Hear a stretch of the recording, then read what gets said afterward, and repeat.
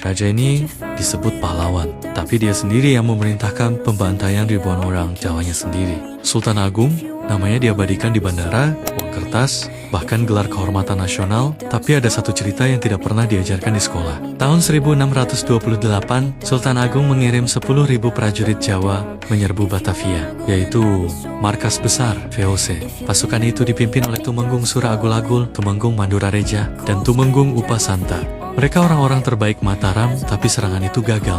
Dan konsekuensinya mengerikan. Pada 1 Desember tahun 1628, atas perintah Sultan Agung, Mandurareja dan Upasanta diikat lalu dihukum mati karena dianggap tidak bertempur mati-matian. Beberapa dipenggal kepalanya dan kebanyakan ditusuk dengan tombak serta keris. Bukan hanya mereka, ketika pasukan Mataram meninggalkan Batavia pada 3 Desember tahun 1628, VOC menemukan 744 mayat prajurit Jawa yang tidak dikuburkan dan beberapa diantaranya tanpa kepala. Yang lebih mengejutkan, Mandurareja dan Upasanta adalah keturunan langsung Patih Adipati Mandaraka, pembantu utama pendiri Mataram, yaitu kakek Sultan Agung sendiri, namun darah keluarga pun tidak menghalangi eksekusi. Lalu Sultan Agung berkilah, yang dia maksud bukan membunuh panglimanya, tapi pengikut mereka. Akibatnya, Sura Agul-Agul yang menjalankan perintah itu juga akhirnya dihukum mati bersama sejumlah bangsawan lainnya. Siklus kematian ini terus berulang setelah serangan kedua tahun 1629 yang juga gagal. Siapapun yang pulang dengan kekalahan maka tidak akan selamat.